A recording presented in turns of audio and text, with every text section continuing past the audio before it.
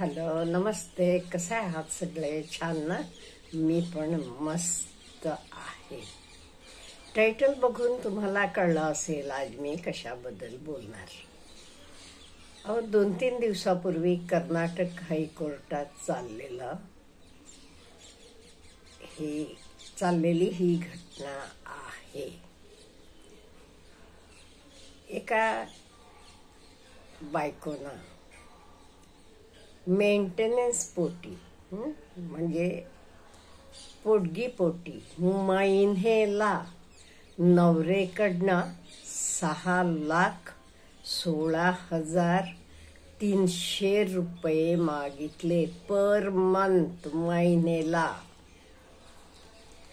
आता no doubt कायदे कानून कोणावरही अन्याय होऊ नये. एखाद वेळेस महिलांना अशी परिस्थिती आली की त्या उपाशी पडू नये, त्यांचं जीवन सुखकर व्हावं म्हणून सरकारनं कायदे कानून केलेले आहेत आणि हे योग्य पण आहे. म्हणून हे कायद्यांचं मिसयूज करायचं का? आता हे घटनेबद्दल जज मॅडम काय बोलल्या हे मी सांगते.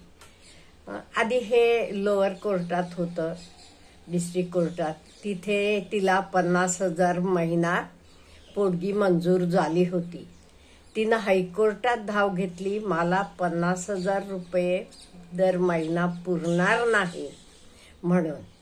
आणि तिथे तिनं मागणी केलेली बघा, तिला म्हणे कपड्यांसाठी दरमहा 50,000 रुपये लागतात.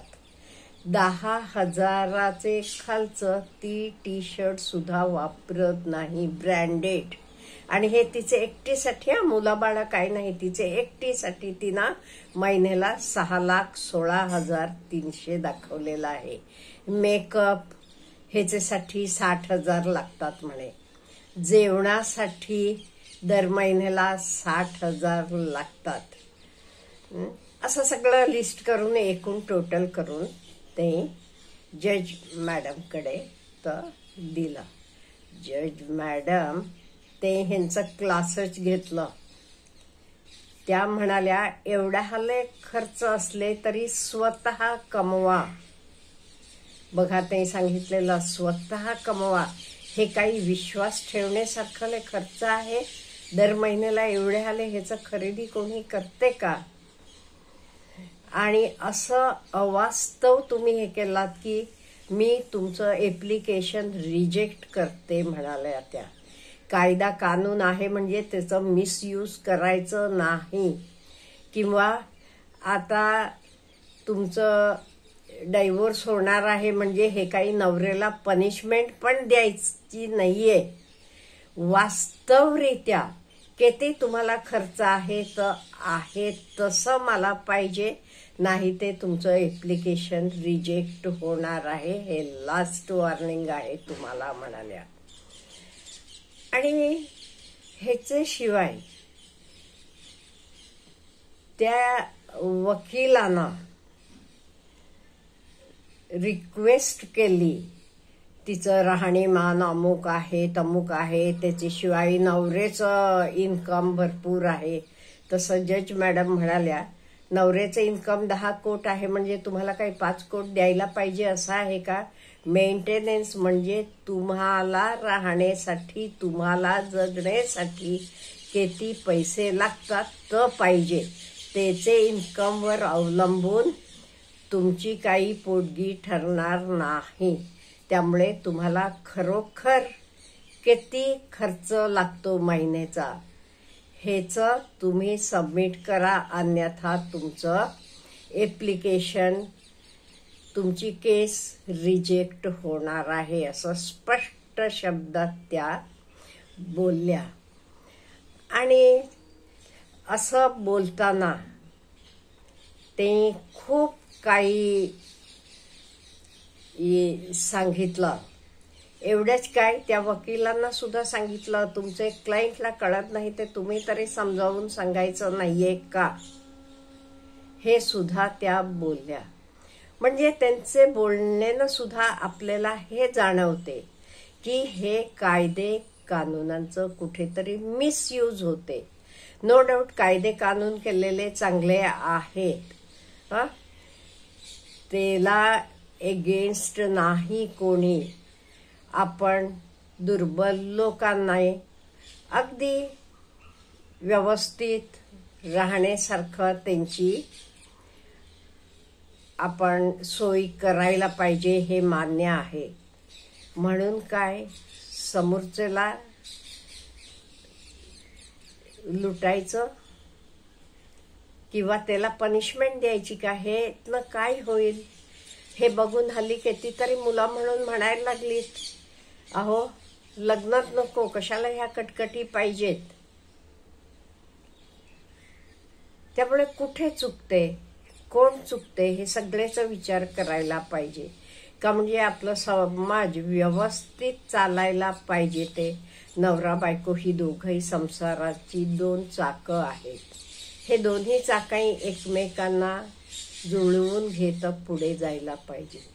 पण कुठे चुकते, कोण चुकते हे विचार करायची वेळ आलेली आहे. मुली चुकतात, मुलं चुकतात, आई वडील चुकतात, कोण चुकते आणि हेतनं सुधारणा आपण काही करायची. आणि ह्या कायदे कानून नो डाऊट बरीच लोक म्हणतात सगळं मुलींचे बाजून आहे. ऍक्च्युअली हे कोणाचेही बाजून असं नाहीये. कायदे कानून केव्हाही सरळ असतात, पण त्याचे मिसयूज करायच्या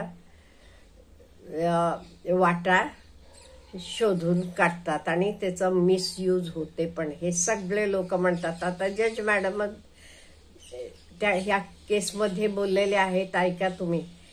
त्या स्वतः म्हणाल्यात हे मिसयूज करतात. तुम्ही काही 6 लाख मागितले म्हणून आम्ही काही कमीत कमी 1 लाख द्यावं असं आहे का म्हणतात.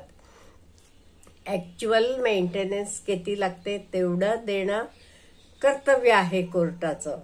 म्हणून हे कोणालाही पनिशमेंट देणं, कोणालाही आयुष्यातनं उठवणं काम नाहीये आमचं. मग मला तर वाटते प्रत्येक माणसानं आपले पायावर उभा राहायची व्यवस्था स्वतः करायला पाहिजे. असं लोकांकडनं भांडून हे करून मिळवलेलं किती दिवस पुरणार.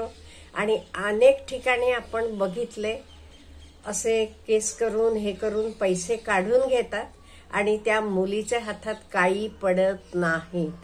बाकीचे तिचे वडील असतील, काका असतील आणि कोणी असतील ते सगळेचा उपयोग करून टाकतात. ऍक्च्युअल त्या मुलीच्या हातात काही पडत नाही. पण हे मुलींना पण त्या क्षणी कळत नाही, त्यांना पण कळत नाही. आणि शेवटी आपण मानानं कुठे राहायचं. पैसा म्हणजे मान आहे का? नो डाऊट त्याच्याकडनं तुम्ही पैसे काढून घेतलेत. आणि हल्ली काय होते हो, लोक कोर्ट कचेऱ्या आपला बदनाम व्हायला नको हे घाबरतात. त्यामुळे आधीच भरपूर आहे, आपल्या ऐपतीपेक्षा सुद्धा भरपूर देतात आणि केस समाप्त करून टाकतात. म्हणजे हे एक प्रकारे मुलांना भीती घातली जाते. तुम्हाला बदनाम करतो, तुमच्या आई वडिलांना बदनाम करतो, तुम्हाला अमुक करतो, तमुक करतो. आणि कितीतरी आपले भारतातले लोकांना प्रत्येकाला काही कायदे कानूनाचं अगदी खोलपर्यंत जाणीव नसते. त्यांना वाटतं नको बाबा बदनामी व्हायला, हे करायला. आणि खोटेपणानं पेपरमध्ये छापून आणतात, काही काही केलं जाते. आणि मुलांवर कित्येक वेळेला अन्याय होताना दिसतो. हे माझं एकटीचं म्हणणं नाहीये, हे सर्वांचं म्हणणं आहे. त्यामुळे पहिली गोष्ट म्हणजे लग्न करताना समजून घेऊन दोघांही आपल्याला शक्य असलं तर करावं, नाही ते पुढे जाऊ नये. आणि लग्न झाल्यावर एकमेकांना समजून घेऊन. अहो, ह्या जगात परफेक्ट असं कोणी नसते, कोणी परफेक्ट नाही. त्यामुळे एकमेकांना समजून घेऊन जावं.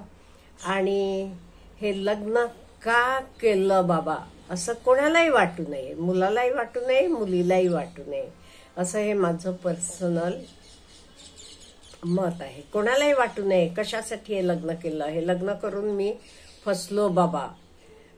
आणि तर बघून बाकीच्या मुलांनाही वाटते नको बाबा, लग्न केलं की असलं ताप कशाला ह्याच्यापेक्षा. आणि असं बिन लग्नाचं राहिलं की पुढे पण सोसायटी व्यवस्थितपणे चालेल का, त्याचे काय सोसायटीवर दुष्परिणाम होतील, हे सगळं बघण्यासारखं आहे. त्यामुळे मी आपल्याला आय ओपनर म्हणून हा व्हिडिओ केलेला आहे. डायरेक्ट हवं ते त्या मॅडम काय बोलल्या हे सुद्धा तुम्ही हे न जाऊन बघू शकता. अच्छा, हे व्हेरी गुड.